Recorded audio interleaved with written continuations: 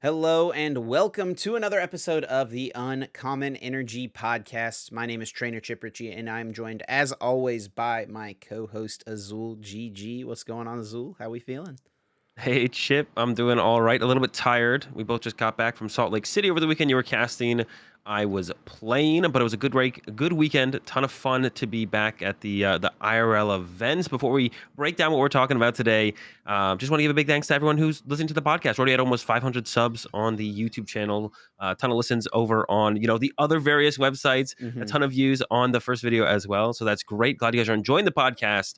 We're gonna keep bringing it to you every single Tuesday. So, Chip, what are we taking a look at today? Yeah, we're going to be looking at a lot today. First off, we've got a brand new item card that has been teased that's coming out. So we're going to talk about that a little bit. That's definitely a little exciting. We're going to be breaking down our experience at Salt Lake City, the venue, the tournament, the city, all that stuff, our perspectives from Azul as a player and myself as a caster. And then we're also going to break down the results, talking about the decks that won, the meta that ended up showing up. Surprisingly, no Mew VMAX in top 8. We're definitely going to break it all down and give our thoughts and opinions on all of that. We're, of course, going to have Guess That Flavor Text, everyone's favorite segment. And at the end, we'll be breaking down the expected meta for Liverpool regionals, which is coming up. And it's not too often these days that we have weekends like this where it's back to back to back regionals. That was kind of the norm for a long time in the Pokemon TCG. It's a little different now, I guess, because it's spread out across 3 different parts of the world. But the metas of each of these events definitely impact the next one. Yeah, for sure, for sure. So that's gonna be exciting to. I'm just looking forward. I was really looking forward to Australia. I'm gonna be looking forward to. This was a very exciting weekend. I'm gonna be looking forward to. Was it Liverpool as well? Right. But the first thing we're gonna talk about today is that item card. I feel like there's never been a card leaked or being revealed in this way before. There's like so much hype around this card. Am I wrong to say that, or this kind of feels like there's just an insane amount of hype around whenever this card does? It's supposed to get leaked this week, right? Yeah, that is what it looks like. So, Poke Guardian over on Twitter, I need to pull it back up again. They tweeted out that a new returning item card from the past will be in S10 Space Juggler, so Japan's next set. I think a mini set, actually. It's going to be revealed tomorrow during a live stream match by the official Pokemon card game YouTube channel. So that'll be in Japanese. It'll be revealed in Japanese, and it will be live streamed tomorrow for us. We're recording Monday night, but should be the same day you're listening to this if you're listening to this podcast on the day it is revealed. So I don't think we've had an item card quite teased like this, or a card really teased like this before release. So it's definitely really interesting. Normally the website just gets updated and then we see a bunch of the people who do the translations on Twitter just posting as many translations as they can crank out as quickly as possible. Yeah, it's just kind of weird, and there's a ton of people making a bunch of guesses on what they think it's gonna be, and then we're gonna give our guesses as well on what we hope it will be, and then what we think it will actually be. And I've seen a bunch of different stuff thrown out there, but a lot of them seem to be their guesses are like with cards. They're basically there's already a card that's coming out or very similar to it. I've seen stuff like Reset Stamp, Super Rod. We have Ordinary Rod. Roxanne's coming out, so those don't Right. make a whole ton of sense to me. I know we talked and you said trainer's mail, and I'm like, maybe they just saw Mew do pretty bad and immediately emergency hit the like we need another card from you. Print trainer's mail. They were like, Mew didn't make top 8.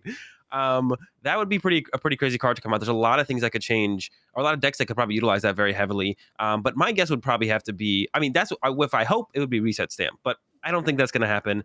I think it'll probably be something like a communication, though. But we do have a lot of Pokemon search right now, so it's really hard to kind of pinpoint down what it actually will be. Yeah, I think my thoughts on this is that it has to be something pretty significant. If they were just reprinting, some just mediocre item card that's existed before, or like, I mean, because it also could be cards that don't have a E regulation mark print, right? So like some cards that have D regulation marks, like Rare Candy and Energy Switch. These are cards that are almost always in Pokemon TCG formats, and they don't have regulation marks, for future formats, for future rotations. But I don't think that if it was something just like that, that they would make a big deal out of it, right? I think Yeah, it's that not worth the.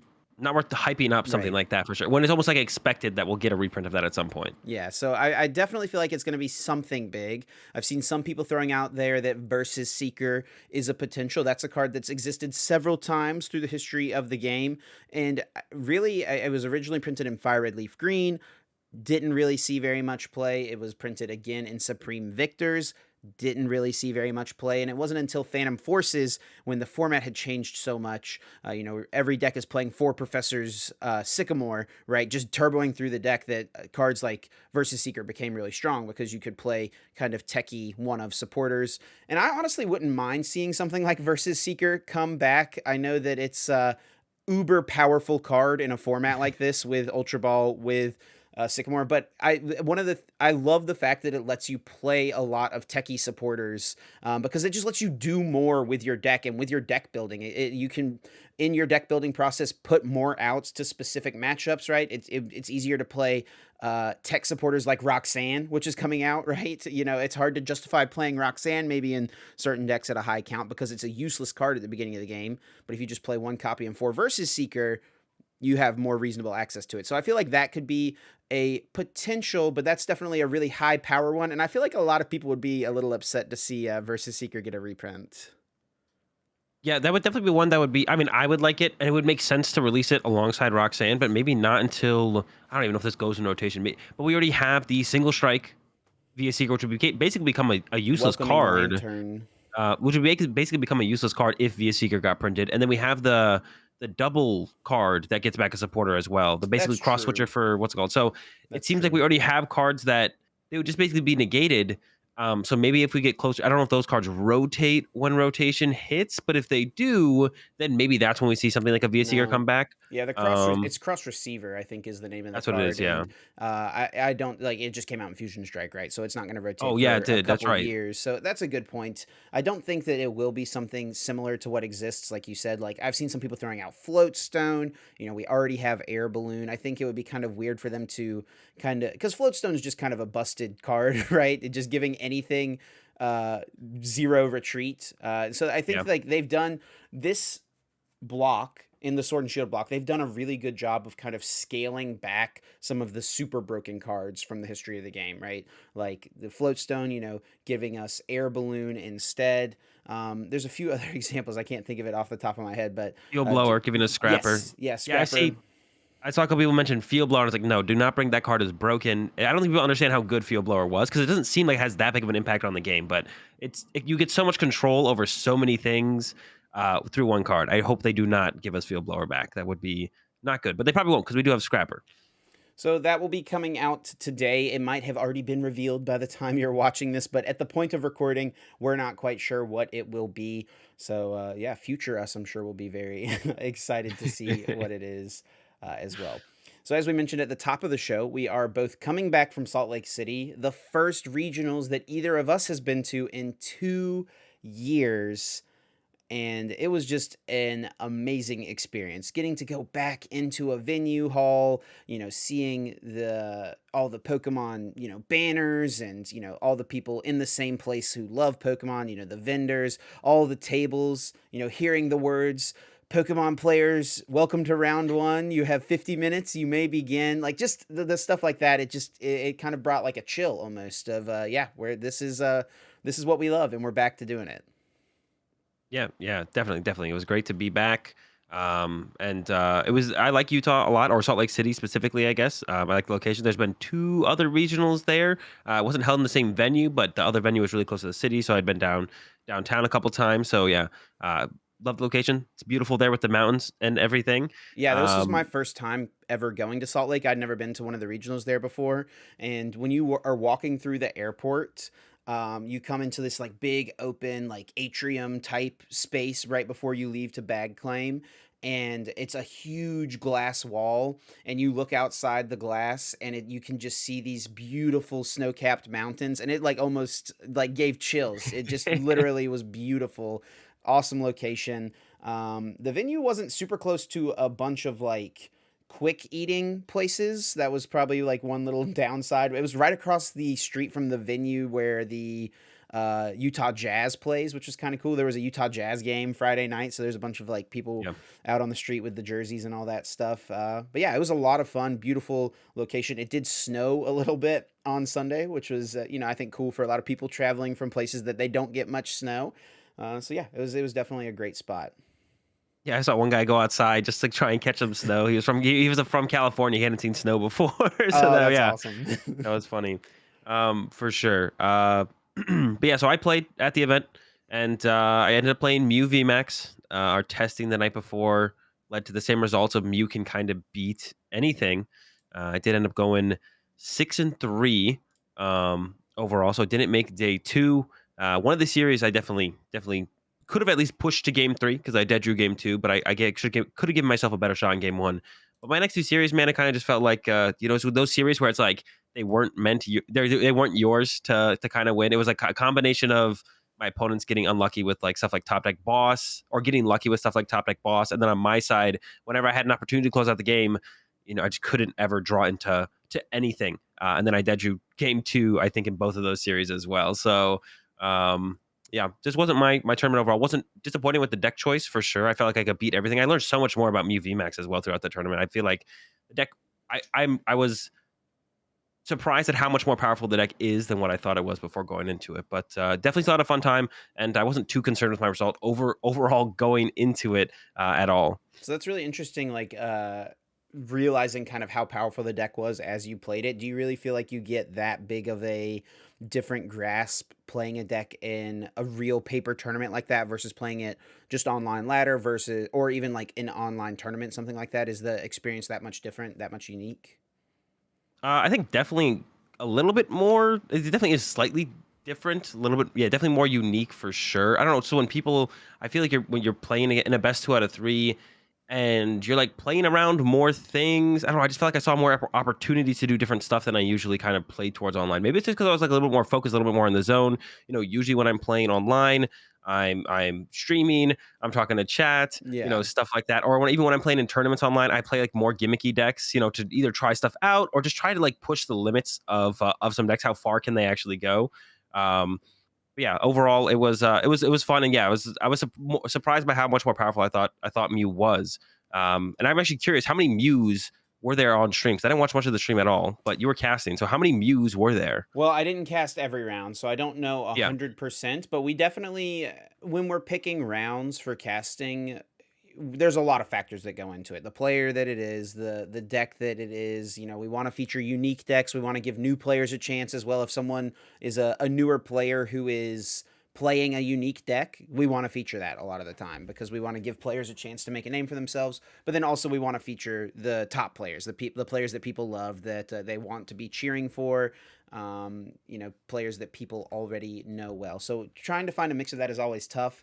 And but I think initially at the start of the day, we started the very first round that we streamed was round number 4, and we brought on Rahul Reddy, popular player that people know, and Rahul definitely has his fans. And then of course, and then we brought on another player who was playing a Mew VMAX deck. So we started off with Mew VMAX, like, hey, this is the format.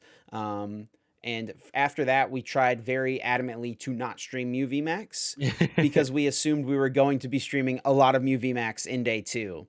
And it just so happens that that's not exactly what happened. yeah. No Mew VMAXs ended up making top 8 at the tournament, which is pretty wild. Yeah, no, that was definitely a surprise. I think the number one thing to note is that most of the notable players, the names you'll recognize, did not play Mew VMAX. And one thing I always say is that skill kind of trumps deck choice. And then when you combine skill with the proper deck choice for a tournament, that's where it gets really scary. That's why Tord wins so many tournaments, right?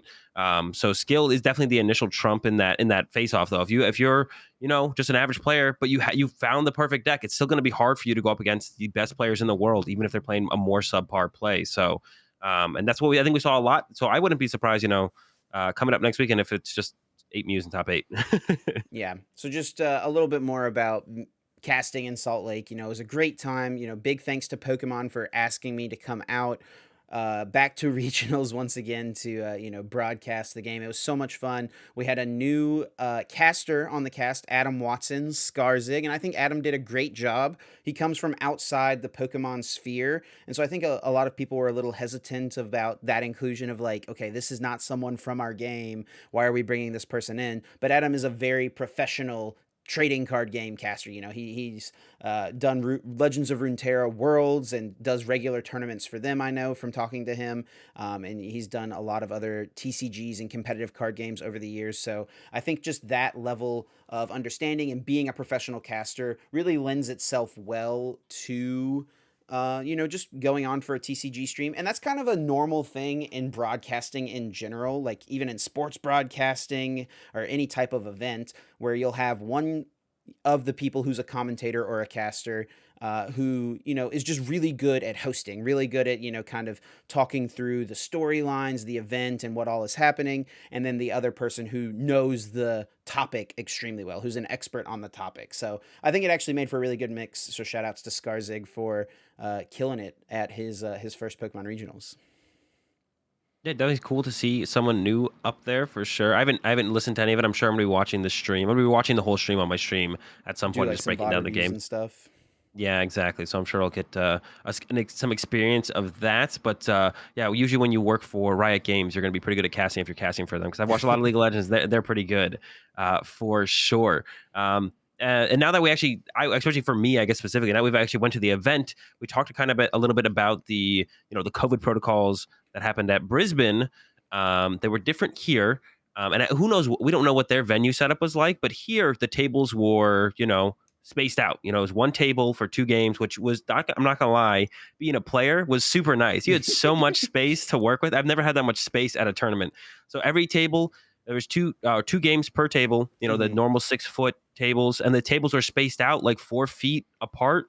So you had like so much room to work with, which was super nice. We were allowed to cut cut our opponent's decks, check their discard piles, which going into it, we kind of assumed we hadn't heard anything yet, so we kind of assumed that we would be allowed to. Yeah, I was I actually think maybe curious about that because I wasn't in there. I was not there at the very beginning, like right before the start of round 1. So was there any sort of announcements about that conveyed to the players about like, hey, it's okay if you guys touch each other discard piles, or was there announcements about if you don't want to have someone touch your cards, you can do this, anything like that? I don't think there was, and I think it might have been enforced the other way. It's like you if you want to cut your opponent's deck, you maybe are just allowed to. Because if you're not allowed to, then a judge has to come and do it, which is basically the same thing. So they're not going to waste time and waste their staff's time coming over to cut everyone's deck who doesn't want their opponent to cut it, which would be the same thing unless a judge carries around like a pair of tongs or something and is like cutting the people's decks for them or something, like, or brings like one of those automatic shuffling machines or something like. Imagine just walking around So like, Judge, I yeah, need to cut the tongs. which would just be silly. So I think it probably would have been enforced the other way. It's just like, well, if you don't want to cut your deck, you can concede the match and leave the venue, I guess, like leave the tournament. So, but I don't think it was like a big deal. I don't think anyone thought it was a big deal. And yeah, ton of space. Everything went super smoothly as far as the COVID stuff went. All the COVID protocols went, as far as I could tell. I'm sure they turned some people away. Who I've heard some stories, yeah. Yeah, either didn't have Vax cards Yeah. or were like late. I think the biggest one was people were late on the booster. I heard a story about one guy who was a day late. So they could come in Sunday if they wanted to hang out, but they weren't able to actually play Friday, Saturday. They were just like a couple days late. So that's kind of rough for those people. But the information was out there, was available to everyone. So no one really to blame, but a learning experience, I think, for the community in general going forward for the next couple regionals. And it definitely felt like a very safe place to be as far as COVID goes, right? Like it didn't feel super risky. It's definitely still weird times out there. I think Pokemon overall did a very good job. So sure. before we break down the results of the tournament, there is definitely an issue that happened in the tournament that we want to cover quickly, and that is that a player was disqualified from the tournament after the final standings were posted. So final standings go up at the end of round 14 before Top Cut starts. So that's just the list of all the day 2 players, where their final standing is. And typically what will happen is the final standings will go up. Players have a couple minutes to verify, like, okay, yes, this is the result. This is what my record should be. And then once it is, the final standings are finalized. And at that point, the top 16, top 32, and top 64 players can go up and get their prizing. and the top 8 players get their decks checked before top 8 play begins. And sometimes issues can come up during deck checks, and deck checks happen throughout the event as well, randomly. Like during day 2, like if you sit down for a round, you might just have a judge come up at the start of the round and say, hey, we're going to check your decks before the round. And that definitely happens a lot of times. I'm sure you've had your decks checked many times in day 2 and like before top 8. So what are some of your like experiences before cut at a regionals with like having deck checks or any issues from deck check? Yeah, I've been deck checked a lot, of course. I mean, I guess the one issue that comes up that it feels like this is kind of a problem with the cards is the one issue I've had is one-ofs that have different hollow patterns than all my other cards getting pulled out, and then me getting a gameplay penalty or warnings for it. I've had problems with A-Specs or Madison Regionals, last round of Madison Regionals. The last one we had, my Heat Factory, but it's like that card is hollow patterned, different from, same with A-Spec, different from every other card. It's so hard to like stop those cards from bending or warping in a certain way. Which can make it rough. And those have always been my issues. It's just been when it's one of those cards that is just, it stands out differently from everything. I've had game losses from that before, but besides that, nothing like too extreme. Never gotten the DQ before, thankfully, and hopefully never will. Right. And so the issue here that arose that led to this player being DQ'd, just from what we are able to talk about or what we know, I guess, is that the normal deck check happened. There was some issue with some of the players' sleeves, and sleeve issues happen throughout tournaments, right? Like, you get little bends in the corners, you break a sleeve or two, something like that. And usually, normal wear and tear is something that judges are aware is going to happen, right? You're playing a lot of Pokemon, shuffling a lot, you play a lot of games. So usually it's just like a minor little warning, and you have to change your sleeves out. We actually pulled up the tournament to reference this. We wanted to reference the actual like tournament guidelines, what everything says. So there's a whole section in the Pokemon Rules and Resources, the rules handbook, about deck legality. So a minor deck legality issue would result in a warning, and that could include under this list of things: a handful of cards in a player's deck have factory defects on the back of the sleeves. However, the combination of cards does not create a pattern that would provide the player with a significant advantage. So if some of the sleeves, like sometimes if you use sleeves from like 2 different boxes or 2 different packs that are the same color, there will be like a slight hue difference, right? Where one's slightly lighter than the other one, and you could technically see the difference if you like looked at it in just the right light. And whenever that's the case, there's always a chance that, someone could gain an advantage theoretically.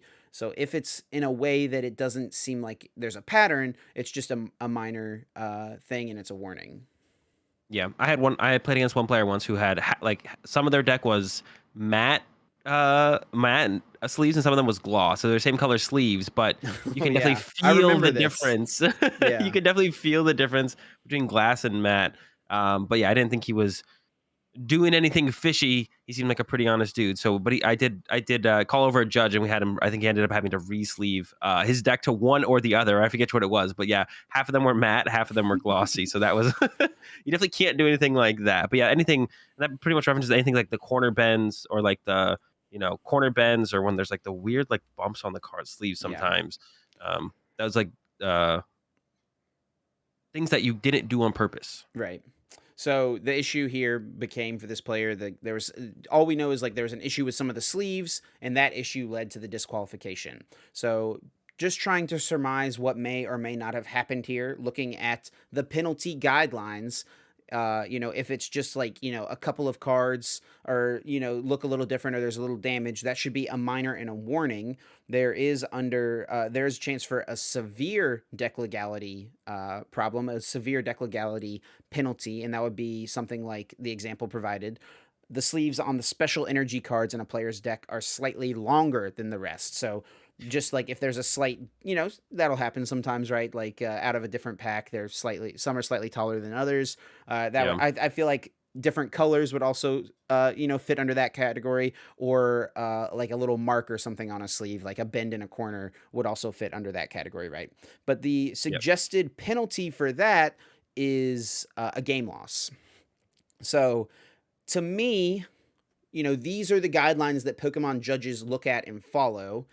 They didn't feel like this player's sleeve issue fit under the minor category, and they felt like it was worse than severe, because if it fit under severe, the result would have just been a game loss. And that actually happened to me in top 8 of Athens regionals. My opponent had a game loss coming into top 8 because of a sleeve issue, something along those lines, right? So that was an instance where there wasn't anything escalated past that. But then, so we look at the severe game loss is the recommendation, but obviously this player didn't get a game loss. They got a disqualification. So that must mean that something was just worse than what those issues were that we just described. Yeah, so then I mean I guess that means basically like if the corners got naturally, like if they think the corners just randomly all got bent on all your special energy throughout a tournament, so it looks fishy, but they don't think you're cheating, so it's a game loss. But then past that, what becomes a DQ? It's when they think it's cheating, it's a DQ. And I feel like with Pokemon, usually if they think you're cheating, they also ban you. I don't think the player's been banned yet. But I feel like that's usually how it goes. I know also it does feel weird to actually give a game loss for something like that, where it's like, we don't think you're cheating, but we're going to give you a game loss anyways. I feel like in those situations, it should just be like all or nothing. It should be like, okay, we think you're cheating, you're DQ'd, or it's like, okay, you need to stop. This needs to stop happening. Make sure you check your sleeves. We know it's probably random. We don't think you're cheating. No game loss. Get a warning. If it happens again, that's where you escalate it to, I mean, I would just assume a DQ, maybe a ban. Because that's when they actually think you're cheating. So it feels weird. It's like they're basically saying you're not cheating, but we're still punishing you for not cheating. Because then they also think it's a random event, right? Like, it feels so weird to like rule it that way. Yeah, definitely. So now, the way it works is like that issue arose. The player was disqualified after the final standings were finalized. And so the way that things work is that player is effectively, their name is removed from the tournament. They are no longer, it's like they didn't even go to the tournament. And then everyone who moves up a spot, right? Everyone who was below that player moves up a spot. So now the person who got 9th place moves up to 8th place. The person who got 17th moves up to 16th. And that is relevant because now those players have achieved more championship points and also more prize money, more booster packs, like all the stuff that they would normally get for getting top 8, they get. But where the issue kind of arose, and I feel like, it can maybe seem a little unfair in these instances, is the player who moved from 9th place to 8th place wasn't able to play in Top Cut. Yeah, and I definitely don't like that. I think a reasonable reason and an argument for it is, well, what if that player leaves the venue, right? Are they going to go hunt them down, or are they just going to, or they're just going to be like one call over the loudspeaker, and if they don't show up in 5 minutes, they don't get to play, which I think is fine. And if they show up, if they didn't run off, go get dinner, head back to their hotel room, whatever, leave. And if they show up, then they should be able to play, because theoretically this happened before top 8 started, right? They like check the decks, like, oh, this player's got an issue. Maybe they let all the other games start to get ahead while they discuss it, but if they're discussing it, that means they could have ended at the point where they decided, oh, we're not going to DQ them and we'll let them play their match. So then they would have still been behind in time, but even if you go to DQ them, you bring the other player back, who would have been Andre in this instance, let them play as well, right? So it feels weird to not give them a chance to play. And sure, if they leave and they don't show up in 5 minutes after you yell over the loudspeaker, okay, it's a game or double game loss, and then you move on. The player moves on, but it feels weird to not give them the person who got bumped up their chance to play in top 8. Yeah, and these things have happened before where, someone gets disqualified in top 8. It usually is for some sort of deck check issue because there's no play happening at this point, right? And this has happened before, and this has been kind of the norm, the thing that, that Pokemon does, because I think the reasoning is because it is the final standings. The standings have been finalized, cut has been set, the prizing, is set or whatever. But then the pricing's not really set, right? Because people move up and get different things. So it doesn't really make that much sense to me, and maybe almost feels a little inconsistent because you get bumped up for the pricing. Should you also get bumped up for Top Cut? And I would definitely love to see that happen. And maybe that's something they'll address in the future. But it definitely, feels a little bad in that instance whenever you were the player who bubbled out of Cut. You find out, okay, I did get top 8, but wait, I can't play in top 8. It definitely just feels a little bad. Yeah, it feels very weird, but let's move along. Let's move on to the rest of it. And it's definitely something, I think we both agree on for sure. But there's a lot, and I think we could talk about this for forever, but there's a lot more tournament to talk about. And then let's talk about the general numbers. We had 626 Masters, so we got 9 rounds day 1, 5 rounds day 2. I believe you need 800 for 6 rounds day That's 2, right. right? That Yeah. was a change a couple years ago. Yeah. Once we Um, finally got to that many players at yeah. tournaments regularly. And I feel like there should be a point where it cuts the top 16 as well. Like maybe 1,000 players, maybe at the 800 mark. There should be I a wouldn't point, hate that. Yeah. maybe a 7th round, but I think top 16 would be cooler. I think if they cut to a top 16 instead of adding another round, that would be, I would prefer that personally as a player. I think it's just like a way to switch it up a little bit. Yeah, Mew, we don't know the numbers from Mew in day 1, but day 2, there was a lot of them. Yeah. I think it was well over, I don't want to say 100% because I didn't, totally check the numbers, but it was a high percentage of day 2. A lot of Mews made it into day 2. A lot of Mew was like, I mean, just walking around the tournament during day 1, almost every table through round 4, 5, 6, whenever I'm looking at the top like 20, 30 tables, it was like almost all Mew. It was still, without a doubt, the most played deck in the room, but Zero ended up making top 8. Yeah, 0 in top 8. And I think I mentioned this earlier, but there was a lot of people trying to beat Mew, first of all, Yeah. right? So that's the number one thing. And especially when your deck, if you feel like you have that edge against Mew, with so many in the room, I mean, I heard about players who hit 9 Mews in 9 rounds, right? I Jeez. played against Okay. 2 personally. I hit 2 mirror matches. But yeah, I heard about people who hit like 9 of them. And you could easily have hit 7 and 6 and 5. So if you just have that edge and you're beating all of them, you're gonna be in a really good spot. But the biggest thing, you look at all the names in Top Cut, and none of them really surprise you. I feel like for the most part, I think Nick is maybe the only name I don't recognize, but I've heard he's a good player. I talked to someone else at the tournament, like, yeah, I played against him. He's really, really good. So no surprise. And he works with Ian Robb, who is one of the best players in the game. So he's probably learning a lot from Ian. So you look at all the names, all the names. So it's really no surprise that they're in Top Cut. So the deck they choose should also not be a surprise as well. So I think that's kind of, Mew's not dead. I was going to put it that way. Mew's not dead. I wouldn't be surprised if Liverpool next week, if there was 8 Mews in the top 8 of Liverpool, or if even just the Limitless group decides to bring it. I expect quite a few in top 8 in Liverpool, but we'll see. We'll see what happens, for sure. Yeah, and I think a big part of Muse, obviously, like it feels like a lot of the top tier players chose to not play Mew, and I think I heard a lot of players saying like, I didn't want to play Mew because I just didn't want to play mirror matches all day, right? Because then if you're 2 top level players and you're playing a Mew mirror match, it really comes down to just it's just a straight 50-50, and just playing straight 50-50s all day is not usually a good strategy to try to win a Pokemon tournament. You're just kind of hoping for a bunch of coin flips to go your way. But it did feel like in as opposed to playing Mew, if you weren't playing Mew, it definitely felt like you were playing things that were countering Mew as best as they could. Yeah. Darkness type, the Galarian Moltres, things like Malamar VMAX we've seen pop up on the stream and stuff. And then also heavy Path to the Peak in a lot of the Arceus lists. A lot of players playing 3 and some even playing 4 copies of Path to the Peak in their decks. Gengar, of course, being a darkness type, also playing Path to the Peak. So I think all of those things combined kind of lead to why Mew underperforms. Yeah, I think overall, I mean, that has to be like kind of one of the reasons that it didn't do great. I don't definitely, know. when I was walking around, I saw plenty of Mew players with a full board, no energy in play, 2 or 3 cards in hand, and there's a Path to the Peak in play, and they drew and passed. There was definitely plenty of that from when I was walking around and watching some games.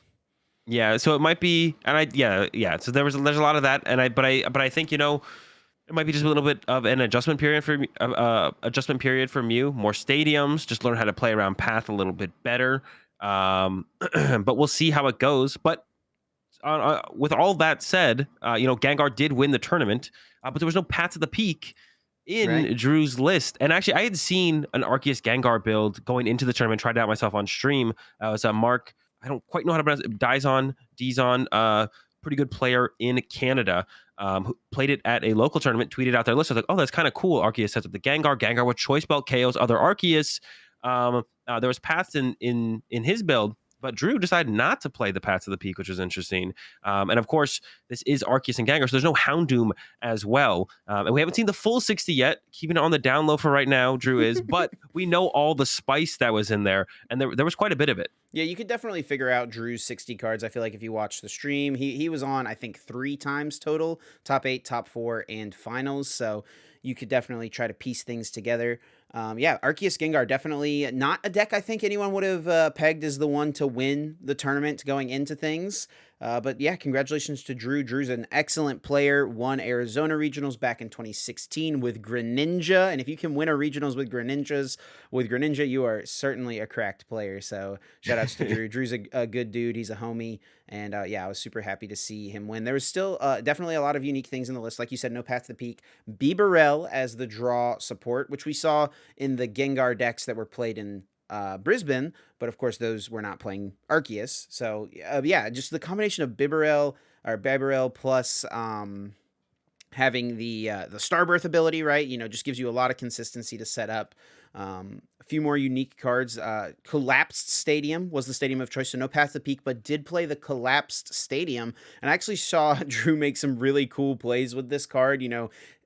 Retreating a Gengar that had like 270, 280 damage on it, and then just dropping the Collapsed Stadium and discarding that 3 prize liability from play. Lots of cool things you can do with that, especially, whenever you're a really good, intelligent player and can set things up like that, when you know your opponent isn't going to be able to hit for one-hit KOs. Also had a couple of copies of Hyper Potion in the deck, which is, I think, a card that people have kind of whispered about here and there with double turbo energy coming out. You can effectively just attach Hyper Potion away the double turbo energy, heal 120 damage. And that was the exact play we saw from Drew, actually, I think in the top 4 match, where, his Gengar got hit for like 140 damage. There's 3 darkness energies on it. Of course, GMAX Swallow Up requires 3 darkness energies, but the deck still has 4 double turbos in it because you play Arceus.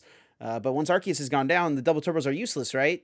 No, not with Hyper Potion. You just slap it on there, drop the Hyper Potion, boom, heal all the damage. And then the other unique card is definitely the Tool Scrapper, trying to target and get rid of some of those big charms, I imagine. That was definitely the popular thing on Arceus.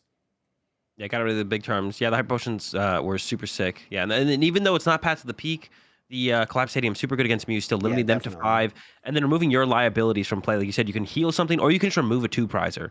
I don't know if I'm pretty sure Drew played a Luminion or a Crobat, or if you just kind of have an Arceus or a Gengar V just kind of hanging out on the bench. You can't quite evolve him in time. And all these cards are very good in closed deck list as well. Like that's I think a huge advantage of that stuff like the Hyper Potion and the Collapse Stadium. So like you said, correct. Congrats to Drew. Great dude. Love to see him win. Arceus Gengar, definitely not wouldn't have been my pick to win the tournament. I wasn't gonna be surprised if Gengar won though. So I'm not surprised Gengar won. But Arceus Gengar definitely feels like a deck that wasn't on too many people's radars, for sure. And then of course we got Phinn getting second with the Suicune, another deck that probably not many people pick to do great, unless you're kind of one of those Suicune fanatics. It definitely sounds like Phinn was. I think he played over 500 games. Yeah, I saw with that. Suicune leading into the event. And once again, a list that I think really took advantage of just being kind of closed deck list. Like I think if a lot of people knew some of these counts, probably would have had some closer games, but it seems like a very refined list and tuned to just kind of trying to just gain that tempo and what seems to be the way Pokemon is currently played, and then maintain the tempo for every single turn from there on out. Yeah, so Suicune V, really solid 2 energy basic attacker, Blizzard Rondo, deals really consistent, solid damage, 20 damage plus 20 more for each benched Pokemon on each side of the field, yours and your opponent's. So when you're playing against a deck like that, we actually saw this in top 8. Finn's top 8 match on stream, which was versus Xander Perot. Xander was really trying to limit the bench, right? Play around, putting too many guys in play so that it would boost Finn's damage output. But whenever you're doing that, you're making your deck worse because your deck is reliant on using the Inteleon engine to draw through the deck and get set up. And then, if you're a deck like Mew, you're just going to have a full bench of 5 Pokemon if you want to be drawing any cards. So, yeah, Suicune seemed like a super solid play. We talked about this on stream a bit, a deck that was really popular in the Evolving Skies format, that really kind of fell off through the Fusion Strike format. Jolteon got a lot more popular. As Jolteon got more popular, Suicune kind of fell off, and it always was a deck that would pop up every now and again over the last 3 or 4 months, but maybe would win like 1 or 2 online tournaments, but would never be super heavily played. But yeah, Phinn definitely went with a list that he felt comfortable with, something that he had tested a bunch, and I think the testing definitely shines through in the the cleanness of the list. How consistent and straightforward it is. But there were definitely some surprises in there. I feel like 4 Melanie and 1 Raihan being the only supporter cards, no Professor's Research and no Marnie. Yeah, and even then, I think And no the boss's bigger orders one, as well, yeah, right? the bigger one that I would say is no boss. So no Marnie, no research isn't like a super new thing. A lot of people usually stuck with that one Marnie. Yeah. I saw that a lot. Some Yeah, people would yeah. go to the zero. The four Melanie, I think, is actually something I've never seen, but I like the idea of the consistency of it. I talked to Hunter a little bit throughout the weekend, who also played the list. And he just said they like the option of or the potential for that turn one hit with the Suicune, especially going second against the Mew VMAX. Like that's a huge swing in tempo, especially if you're not by accident, but if you unfortunately open the Suicune, it's just kind of hanging out there. And if you can get a huge turn one knockout with it, that really can set you super far ahead in any matchup, but specifically the Mew matchup. So the max out on the Melon there to help with that. And then yeah, no boss, but they do have the quad cross switcher. Yeah. And when everything's getting knocked out every single turn, you've got to play Melanie or you got to play the Raihan. You don't really have time to play boss. It's a nice card to have in the deck for when your opponent whiffs, then you can get really far ahead or just close out a game. But it seems like Phinn played the deck a lot, really refined down to the point where it's like that doesn't happen enough, and I want to be able to win when that doesn't happen. If it's not happening and I'm winning, then even when that does happen, I'm still winning, right? So that's what it looks like the list is basically built around for sure. And then no quick shooting Inteleon. That's a big one. I think that a lot of people were probably playing around against Phinn and expected it to have happen, and then it just didn't happen. And that's part of the closed deck list, right? And then the horn, the belt, the cape, one of each of those. It's always hard to call those counts in Suicune. So once again, it looks like a really refined list because there's only one of each of them. So Phinn knows all the situations where you need it and how much you needed them. The answer is one, and then your opponent's always playing around the next one, probably for most of those cards. Yeah, the echoing horn was definitely the most interesting of these tech options. We saw Phinn utilize it super well because it effectively becomes 2+ powers, right? You throw a Yeah. Pokemon onto the bench, you're now dealing 20 more damage, potentially for the rest of the game. So super strong. And we saw what I love about this deck is just how many different combos are potentially available. How many different things you can do with every single turn. You can, try to cross switcher down things on the bench. You can push for really big Ludicolo plays with enthusiastic dance boosting your damage. Even if your opponent has limited your bench, you can potentially do double Ludicolo, right? Because they do stack. So there's a lot of different things that you can make happen. The one cape and the one belt, we saw both be super clutch in their respective situations, right? Giving the Suicune 260 hit points means that Arceus isn't able to one-hit KO it. So your opponent now has to boss's orders around that Pokemon, and if they're boss's orders, then now you have a Suicune with 2 energies on it still. And the belt is super key. It's also, just a damage modifier, damage booster. Belt plus horn effectively is going to boost your damage quite a bit by 50, right? And help you just reach numbers on big Pokemon like Arceus Dialga, or not Arceus Dialga Palkia, Arceus VSTAR. Yeah. And that's like another thing is like none of the Arceus players were playing Tool Scrapper besides Drew. But 90% of the Arceus players are not playing Tool Scrapper, so your one cape is gonna go the distance. That's why you don't need a second one because that's all the time you need is that one cape, and then that gets you ahead in the prize exchange, or lets you set up for those bigger Ludicolo plays, and allows you to just kind of take it off. Definitely, I think my favorite list coming out of the top 8, or maybe the tournament in general. But of course, it's hard to see all the decks. They're not all showcased as well as the top 8 decks, but from what I've seen, Phinn's list is great. Love seeing it. It was super cool. Super cool to see a list get that refined. I'm really excited to hop in and play some games with that deck for sure. Yeah, definitely. So the next couple of decks in top 8, there's actually several lists that were same 60s, right? So we had Zach Cooper and Gabe Smart who played the same 60 for Gengar VMAX. I think there were one card off? different. Okay. One had 3 Ultra Ball, one had 4 Ultra Ball, but I don't know what Okay. the other card was. I think. Got it. So 59, same card, same, effectively same deck, right? Zach Cooper getting top 4, Gabe Smart getting top 8 with the Gengar VMAX combined with Houndoom, no Arceus, so more straightforward to the standard list of what we saw from the 2 top 16 lists in Brisbane. But where these actually differed is that the Brisbane lists played Bibarel, but Zach and Gabe decided Bibarel was not worth it. Yeah, and I think I agree with it. The couple games I put in with B-Barrel leading into the event, it's just like another. You already have to set up the Houndooms. You got to set up the VMAX. You have to do it fast. Gengar's one of those decks where I feel like you don't have time to fall behind against like anything. Whereas like Arceus versus Arceus, depending on what else you got, you could fall behind. Arceus against Mew, you could even fall behind. Mew can fall behind against Arceus, but I feel like Gengar can't afford to fall behind against anything. You have to be the one who kind of sets the tone for the game, unless you have the kind of stuff that like Drew had, where you got the healing, you got the collapse stadium to make other weird plays. So yeah, I like the no B barrel. I think that's probably just the correct way to play the deck for sure. It just like adds a little another level of clunk, and when you get it and it flows, it's great. But it's not going to happen often enough. And then the other cool addition to the deck that they, an addition, not a takeaway, is the Tool Jammer, which is basically just a better choice belt depending on what's in the meta, because you basically reduce the HP from Big Charm, or that Big Charm would give to Arceus, and then it also makes it so that Mew can't get value out of their choice belt, so it's harder for them to get that one hit KO play, so they can't go like 1-3-2 in their prize exchange where they go KO Houndour, one hit KO Gengar, KO Crobat, KO Gengar V. So they can really slow down Mew by just that little bit to give you the edge when it's a close one up against the Mew. So the Tool Jammer was super sick for sure. Yeah, Tool Jammer definitely makes a lot more sense in this version of Gengar, and I do like the Tool Scrapper a little bit more in Drew's list, because Drew obviously wants to be using choice belts, right, to hit Yeah, exactly. for the 280. So you need the Tool Scrapper to be able to get rid of those tools, because Drew's list doesn't have single strike energies. It's all basic darkness energies for to accelerate with Arceus. Before we Yep. move on, I also do want to give a big shout out to Gabe for making top 8, because Gabe is a player who had some solid finishes pre-pandemic, but I think mostly made a name for themselves through the pandemic, through these online events. So we have an online warrior who's made top 8 and really made a name for themselves. So yeah, I mean, I think Gabe has been playing for a long time, outside of just playing online, but I would say definitely made a name for themselves throughout the pandemic, winning some of these online events. Yeah, definitely. Gabe's been grinding the online events. It was great to see him make that top 8, for sure, for sure. And then the other duo, or 59, 60, 59 I mirror, believe this one was or not mirror, 59. cross. Yeah. This one was 59 for sure. In Yes. the top 8, one in top 4, one in top 8 as well, was Nicholas Moffat and Ian Robb. Nick with the top 8.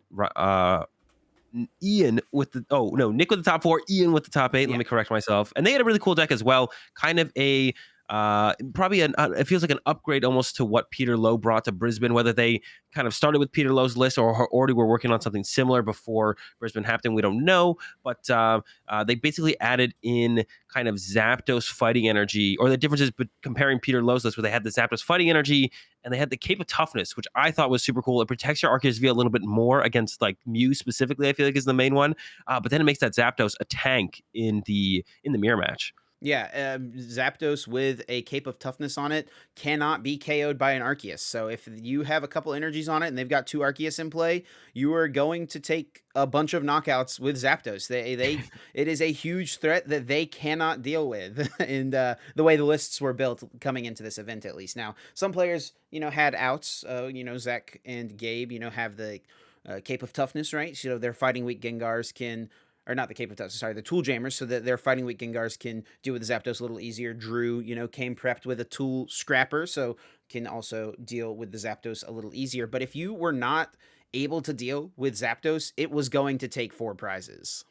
Oh yeah, it was swinging. Yeah, especially if it got charged up from a hit with the from an Arceus, the Trinity Nova. So Yeah. even if you have a Path to the Peak in play, it's still just swinging for a one hit KO. I feel like this is so a deck that. Sorry, you go ahead. Sorry. so I was gonna say I thought you we were didn't see a finishing lot your of thought. we didn't see a lot of Dunsparce in Arceus decks, is what I was gonna say. Yeah. And that's something that I was actually, if me and Kayla played Arceus to this event, we were adamant about playing Dunsparce, because we're like, there's gonna be either just like some really solid players playing some fighting shenanigans, or we're just gonna run into that in general. We're gonna run into stuff that has just a Zapdos or this or that, and like you don't want to just like let them be able to set the tempo every time because they played the matchup and they're like, oh, the Zapdos just giving the tempo, or the Dawn Fan, or whatever fighting Pokemon they're gonna play. So I think we'll see Dunsparce come back, and with that, maybe also Tool Scrapper into more of these Arceus and Inteleon decks as well, because it looks like it's pretty worth it after we've seen people kind of abuse the fact that there is no Tool Scrappers in some of these decks. Definitely. And I think that this deck was one that a lot of players thought about something similar to this, right? Because, I mean, if you look at the meta coming into the event, you had the Dark Week Mew VMAX, and you had the Fighting Week Arceus, the Fighting Week Gengar VMAX, right? Those are the decks that are in the format. So if you can play Fighting and Dark in the same deck, you're hitting for ×2 weakness on all these Pokemon. So you're giving yourself a good shot. Of course, he's playing the Galarian Moltres, probably just one of the best single prize attackers in the meta right now, if not just the best single prize attacker, just because of how powerful it can really get in the late game. Fiery Wrath Yep. dealing 50 damage more for each prize your opponent has taken. Only the 2-2 Arceus, and we watched Ian on stream. I think every single game we saw Ian on stream because we had him on in day 1 and in day 2. Every single game we saw Ian on stream, I think he started Arceus energy. And if you're running like that, right, you're just going to be in a great spot to get things accelerated into play. Get some energies on that Zapdos, and it's going to be tough for anyone to deal with. Yeah, for sure.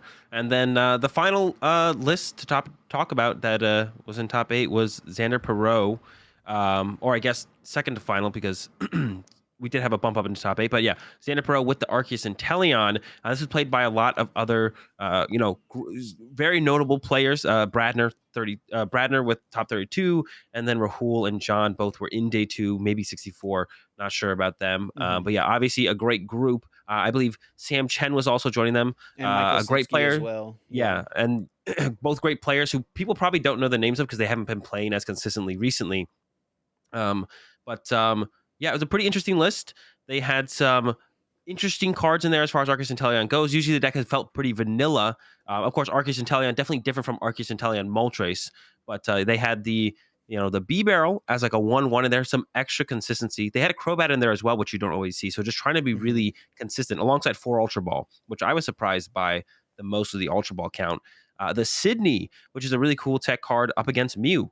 Look at your opponent's hand. You discard 2 tool cards, special energy cards, or stadiums. A combination of 2 if they have 2 of any of those things. So you get rid of 2 DTEs, 2 stadiums, a DTE and a stadium, a choice belt and a DTE. So really cool at just kind of pressuring Mew's resources, which is like one of the ways that, or feels like one of the ways that most decks have to beat Mew, right? Yeah, especially you can combo the Sydney with a Path to the Peak. Like that's the combo, Yeah. right? You want to play Path. Maybe if they didn't play a Rotom Phone that turn and they didn't properly set up their top deck with a Stadium, you can just get rid of the counter Stadiums and you can almost guarantee yourself that you're going to get a turn. It's almost like a little bit of a control deck. Not a control deck, but it has a little bit of a controlling aspect, right, in the game plan. Yeah, definitely. And maybe that is enough to stop Mew. The one thing I don't think, though, is I don't think this deck is enough to... It doesn't seem like a tournament-winning deck when we looked at what else came out from this weekend. And I think we'll see more things that are a little bit more unique be kind of the things that can push a little bit harder to win tournaments. I feel like Arceus Inteleon is good, and now with the idea of Sydney in there to help more against Mew, your Mew matchup will get better. Path plus Sydney seems like a really strong combo consistently against Mew, but it feels like there's a little bit more room in the format to be a little bit more creative, to have a little bit more stuff that's off the wall that'll give you an advantage against this deck and kind of the format in general. So I wouldn't be surprised if it won a tournament, but it feels like a deck that I wouldn't want to ever... It doesn't feel like it's just like a tournament winning deck. It's like a very good deck, very strong deck, but I feel like there's more room in the format to be a little bit more creative than what Arceus Inteleon can bring consistently. And they also had the one of Galarian Zigzagoon, which I wanted to talk about a little bit because I think the Goon's a kind of a good little tech in Arceus decks right now. It with the scoop up nets that you're probably already playing potentially with your Drizzile stuff, right? You can get a bunch of extra damage in play in one turn. Zigzagoon plus double net plus quick shooting. Like that's a lot of damage added to the already powerful hit of Trinity Nova. Yeah, no, the Goon is super cool. I've been seeing it a lot in even like the quick shooting Inteleon decks with Sableye, like that Goon, adding that Goon in there as well. But then the Sableye hit a little bit harder, a little bit faster. Just that little bit of extra, which seems weird to just include when you already have quick shooting, but it's like the game is so tempo based right now where you can't fall behind unless your opponent falls behind. That's where you're allowed to be like, okay, I'll fall behind here. We saw Rahul make some like super cool plays in his first streamed game where I think he like hit a Genesect for 180 against Mew, and then it's unless the guy puts a Fusion Strike energy on it, you can just Goon ping that at any point in the game to take 2 prizes, which is really cool. Yeah, there's a ton of cool plays to make with it for sure. And then one more player in top 8, the player who made 8th thanks to the disqualification and was unfortunately unable to play actually in the top 8, was Andre Chiasson. really sorry for butchering that one. Made top 8 with Jolteon VMAX. So we talked about Jolteon a little bit last week, leading into this event, and thought like, this could be a decent time to potentially play the deck, right? There's no mana fees running around in any of like the Arceus lists or anything like that. A lot of the Arceus lists that did really well played very few, if any, Sharon's Cares. So like I don't think Drew even had any Sharon's Care in the deck. So, if there's no Sharon's Care, you're gonna probably be in a decent spot to you just keep spreading your damage out. Yeah. So thoughts on the Jolteon deck, who wasn't able to play in cut, unfortunately. Yeah, I think it's Jolteon's like one of those decks right now where it can kind of beat everything, but also lose to a lot. I think it was a pretty good, or can lose to anything as well. I think it was a pretty good in this meta. It just ended up being pretty good for it. Of course, there is always kind of the risk of just hitting random fighting stuff. You can kind of handle the Zapdos pretty well as Jolteon for sure, but any other fighting kind of stuff that shows up, like Urshifus or like the Dawn fan that we saw a little bit of going into the end of last week, and Sandaconda, like any of that kind of stuff that kind of is tough for Jolteon, and that might be scary moving forwards. But yeah, really no surprise to see it do too well. And there was actually a couple of them. There's another player who was playing Jolteon as well, who was a couple games away from getting top 8. And Andre here initially was 9th, got pushed into top 8 because of the DQ. Unfortunately, couldn't play it out. But yeah, I mean, Jolteon, if no one's playing Mana Fee, you can kind of beat everything. And yeah, the like you said, the Arceus decks were kind of lacking on the Sharon's Care. Everyone had like one Sharon's Care and a Palpad for the most part, I think. And then of course you had like Ian's and Nick's deck. Yeah, and Ian and Nick basically played no Sharon's Care. So that matchup sounded like it would have been pretty good. So yeah, a lot of the Arceus decks, I don't think really out-healed the Jolteon deck at all, because the Jolteon deck was playing double Cheryl. Right. So, you always got to wonder what could have been if Jolteon was allowed to play in Top Cut. We could be talking about a different regional champion potentially, but, congratulations to Andre. And Jolteon was definitely a deck that had a solid conversion rate, right? It wasn't super widely played because I think it's not a super popular deck in the meta right now, but a lot of the players who played, like walking around in round 13 and round 12, looking at the top, 10 to 12 tables in day 2, there was like 3 to 4 players playing Jolteon. Yeah, there was like, I only know of 2 players. It was Andre and Avron in day 2. Those are only 2 Jolteon players I knew about in the tournament. So, and I guess I only knew about 2 Suicune players as well in Hunter and Phinn. But they had a bigger group who I think was playing the deck. But yeah, I mean, those 2 decks, definitely Jolteon had a ridiculous conversion rate, especially just like, I guess, placements in general, because both of them did well in day 2 as well. And who knows how many there were in day 1, same thing with Suicune. But those 2 decks for sure, I think, had like maybe the best results overall in how many of the decks were played with the Jolteon and the Suicune decks there. Yeah, one more Jolteon in top 32. So Varin and Brian Canales made top 32. Oh, there was 3. There was 3. So there's three in the top 32, or 2 in top 32, 1 in top 8, right? That's pretty ridiculous. Very maybe it doesn't feel that unexpected to. Maybe not though. When you think about it, no one's playing it. Like all the decks kind of lined up to not be that great against Jolteon. It was just kind of like Jolteon could beat anything. It felt like it. Because at first it was kind of feeling like the Arceus decks were going to where it would be like pretty tough. There's like 2 Sharon's Cares, Palpad, like that was looking rough. But going into the event, it looks like everyone kind of cut back on the Sharon's Cares a little bit. So just a couple more decks to wrap up the Salt Lake City regionals. A few more things we definitely want to talk about. 2 players making top 16 with Rapid Strike Malamar playing different lists. So we had Gabe Shumway playing the Inteleon version of the deck, which it felt like has definitely been the one that has been more favored from players, right? Players are choosing to go that route as opposed to Chinchino, but it turns out Chinchino is still pretty good. Nathan Kaplan played that to a top 16 finish as well. I don't know if you've seen that list or not yet, but he played a 2 battle VIP pass. Yeah, I mean, I don't hate the 2 battle VIP pass, because like the idea is you're just trying to set up. You're trying to get a lot of Pokemon in play turn 1. Cards that let you set up on turn 1. Yeah, exactly, right? So you're just trying to hit a number, right? You're trying to hit a percentage of your first turn, providing you with 4 to 5 basic Pokemon. So if 2 is it, then 2 is it. And I think that's basically what he said in his tweet. I saw his tweet. It was actually, I was surprised to see Gabe be playing the Inteleon build, because Gabe's been tearing it up online with the Cincino build. So when I saw Gabe's name there with Malamar, I was like, oh, 2 Cincinos in top 16. That was a surprise to me. And then I clicked on the list and it was Inteleon. I was like, wait, what? He's been playing Cincino this whole time. Makes it switch over. But I actually like the Inteleon build myself. And I think even Nathaniel tweeted that they think that the Inteleon build is the better build, but they were more comfortable with the Cincino build. And that's why they went with that one. So just a good player, maybe playing the subpar build of Malamar even thinks the Inteleon build is better, but maybe Cincino could be it for sure, though. You get more aggressive draw power, which is never really a bad thing, I guess. But yeah, Rapcheck Malamar, like I said in the last episode, I thought it was a Yep. pretty good deck. It was like my number 3 deck overall. It looks like maybe Gengar is a little bit better overall than it, but so maybe the number 4 deck now, but still pretty good.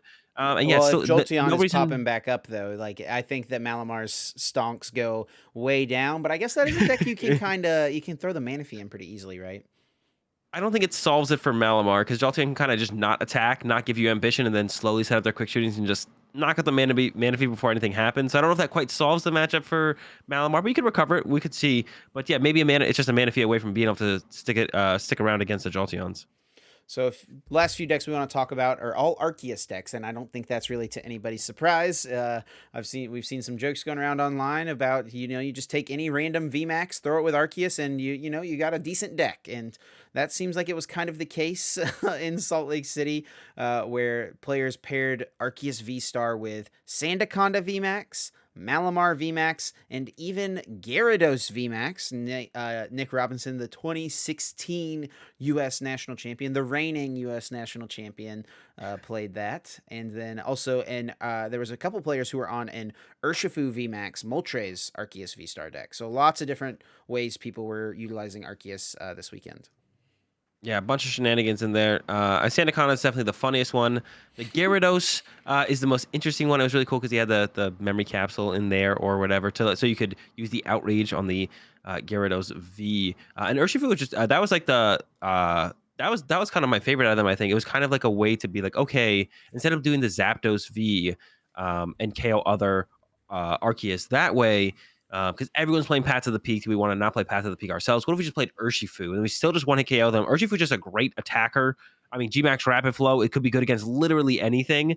So it's just a great tool to have in a card, especially when so many of the top decks are running their main Pokemon is just weak to fighting. Sometimes their only Pokemon in their deck, if you're looking at like some of the Arceus decks, is the only thing they have is really Arceus as a good attacker. You just have Urshifu to match up against it. So a lot of cool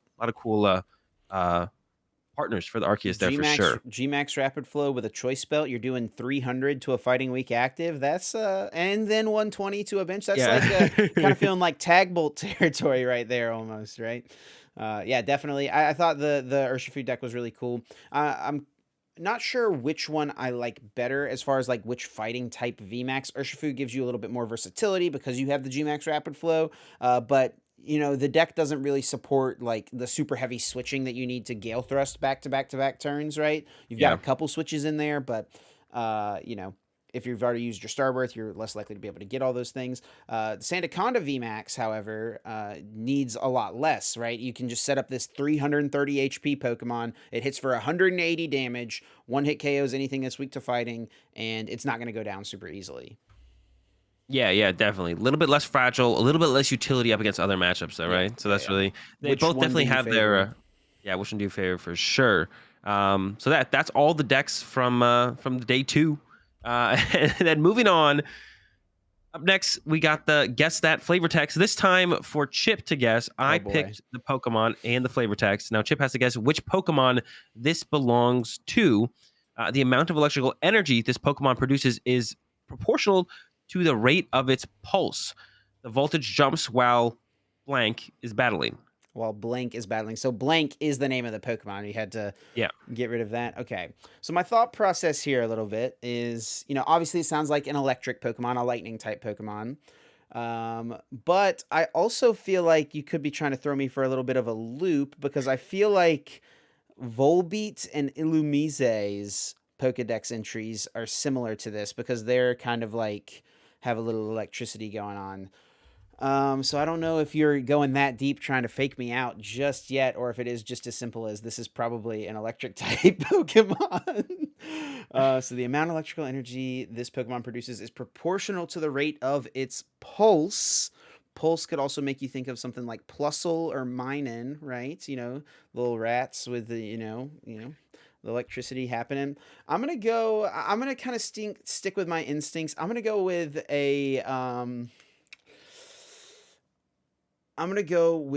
Volbeat. No, it is maybe the most basic, not basic. It's close though. It's Is it just like Electivire. Pikachu? Electivire. It's Electivire. Yeah, Okay. with the, like one of the most basic lightning Pokemon, the OGs. I'm pretty sure. Wait, Electivire. Electivire's from Gen Oh no 4, no no! bro. Never mind. Never mind. For a second, I thought it was the I thought it was the Electabuzz? basic. No, it is Electivire. I thought it was Electabuzz in my head. Okay. I thought 'cause I remembered I know Elekid. I was like, it's Elekid, and then it becomes Electivire. Okay, that's right. Right. No, yeah, I forgot about Electabuzz. I'm not gonna lie. Dang. Okay. Well, unfortunate.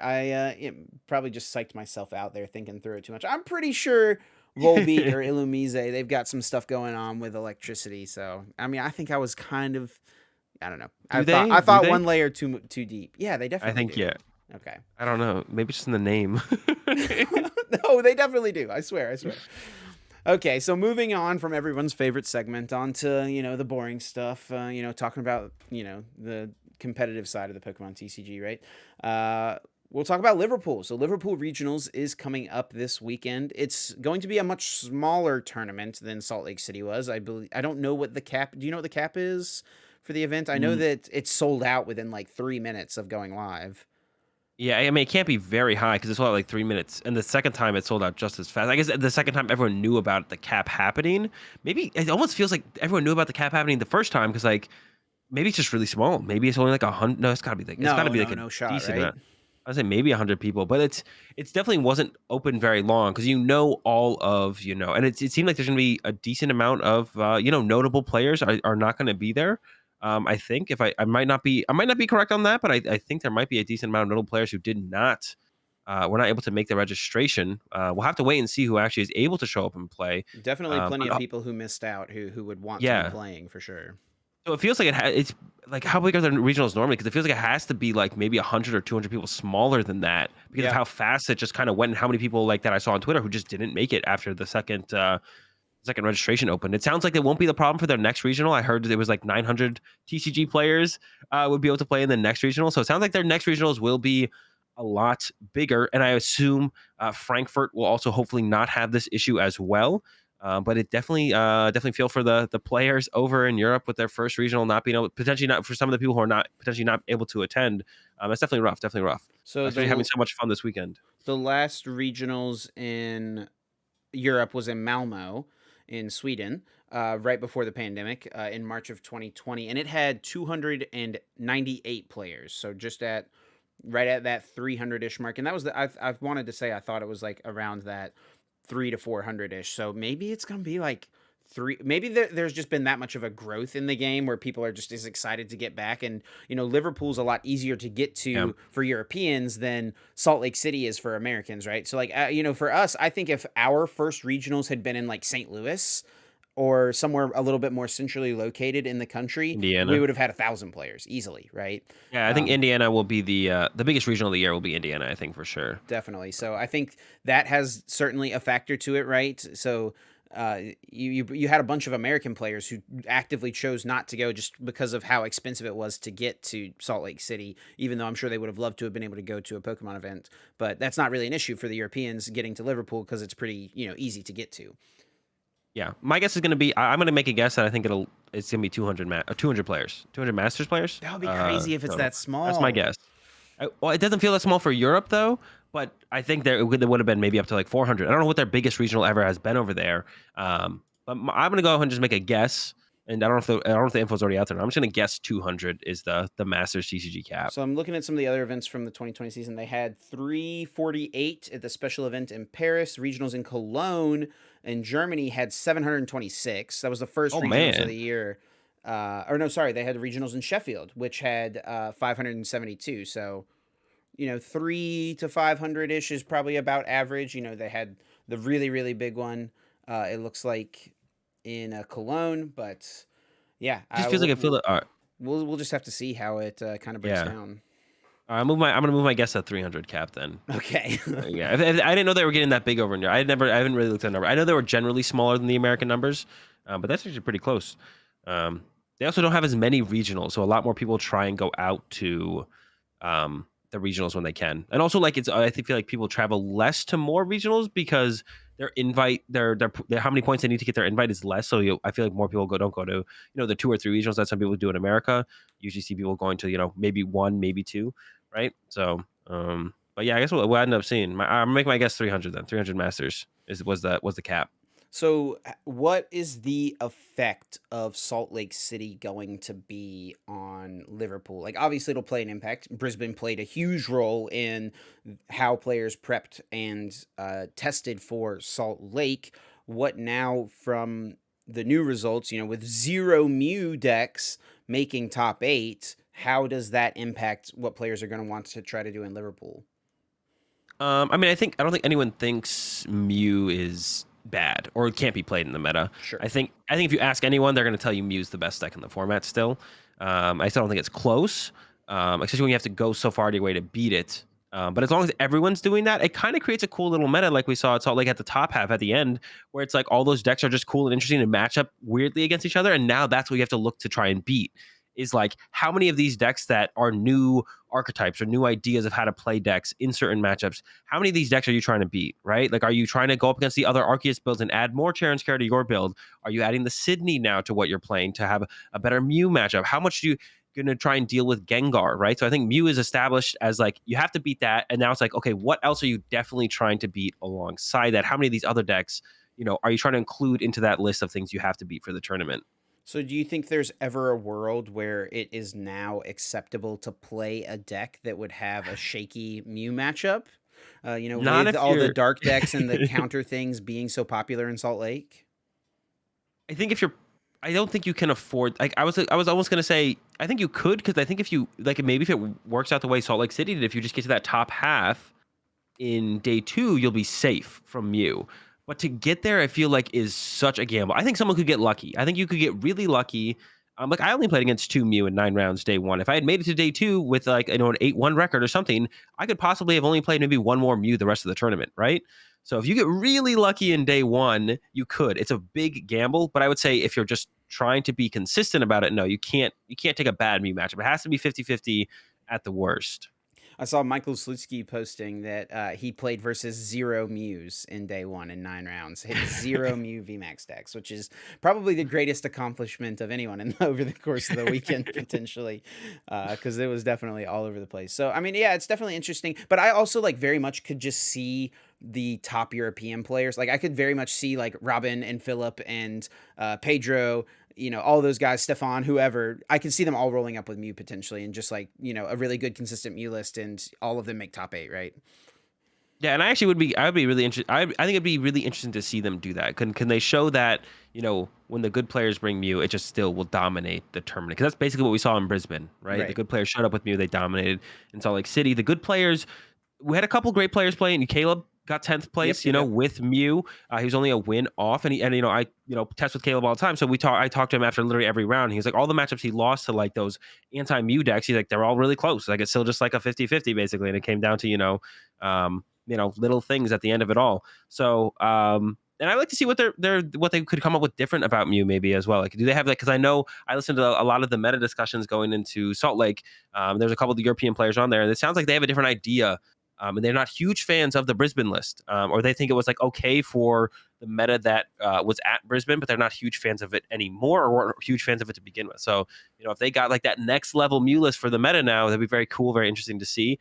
But yeah, like you said, I wouldn't be surprised if they all just rolled up with it, or other great players in Europe as well. Yeah, there's a Just lot of rolled up really with great Mew, or players just in like, Europe for sure. yeah, they're just like, all right. I mean, they have all these cool decks, but like those are 50-50. Oh, cool list. I wanted to mention this cool list actually I saw before from a Japanese player who won a limitless tournament. They had Zapdos V in their Mew list. So they were trying to do something spicy with that there. Like, who knows what else is out there for Mew, right? There's a lot of depth to that deck. So there could be something to even be countering the Arceus and the Gengars a little bit further. So, how do players account for Gengar now in their counter meta strategies? Most of the fighting type Pokemon that you could play, like if you wanted to try to play like a Rapid Strike Urshifu deck, it's weak to Psychic. You're just going to take a terrible matchup to Mew. And, we just talked about how that's like a really risky thing to try and do. So, in what ways can people account for Gengar? Is it just like adding the Zapdos Cape of Toughness combo? So I mean, I personally, like, I would not play Gengar. If I was to go to Liverpool, I would be scared to play Gengar because I think it has a very, it just gets collateraled because Arceus is so good.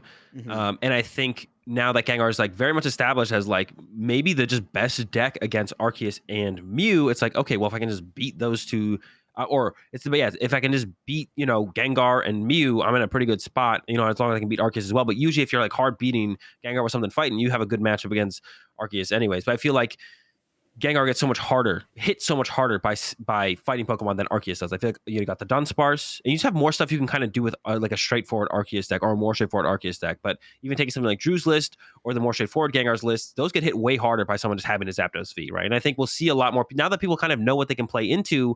I think Gengar is going to be one of the main targets. It's going to be like enemy number one, Mew, enemy number two. I almost want to say Gengar is the enemy number two before Arceus. Over I feel like a lot Arceus, of decks okay. can, yeah, because a lot of decks can just kind of just match up into Arceus and just kind of go blow for blow a lot of the time. So that's kind of something you can kind of beat. I feel like Gengar is something you want to be beating now for sure. Like, and that's why, and it's so much easier to kind of figure out what to do against the Gengar.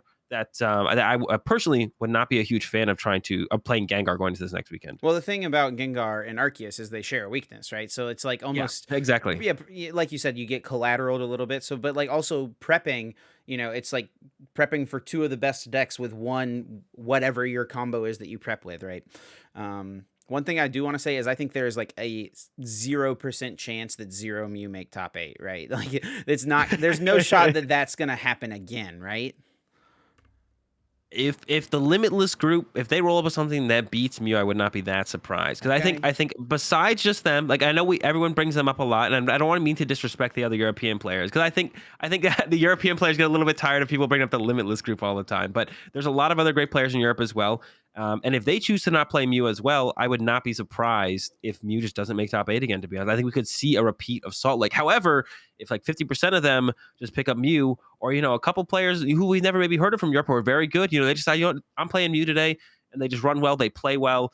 It would definitely, good chance we see a Mew in Top Cut. But I wouldn't be that surprised if we don't, to be honest, after kind of the way Salt Lake went. But looking at why it went the way it did, I think is the biggest thing.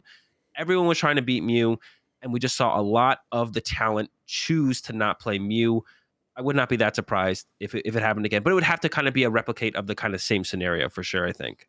Okay, so now we're going to share our top 2 picks for Liverpool regionals. Neither Azul or I are going. You know, we're both going to be sitting over here in America. I don't know that I don't know anything about a stream. I don't, yeah, I don't know anything about it. So I don't think there will be one. So unfortunately, I don't know that we can watch at home. But, you know, I'm going to be excited to see what the results look like. So yeah, we're going to pick if we were going, what are the 2 decks that we would be considering playing for the tournament? For me, I think one of the top ones would be Nick Moffitt and Ian Robb's, you know, Zapdos, Galarian Moltres, Inteleon deck, Arceus. You know, that deck I feel like has a really high outplay factor, you know, and like a lot of different, you just have so many different paths you can take through a game. Galarian Moltres, like I talked about earlier, one of the best attackers. So that would be a really high choice for me. And then also probably just some other Arceus deck that was a lot heavier into Arceus. You know, whether it be the quad Arceus deck that, you know, we talked about a little bit last week, or some other variants, you know, playing some other VMAX or other VSTAR or whatever it may be, or just maybe just like with Inteleon and then like some techs and stuff like the Dunsparce and the Zigzagoons and all those things. I think that those are kind of the paths that I would be choosing if I was going to the event.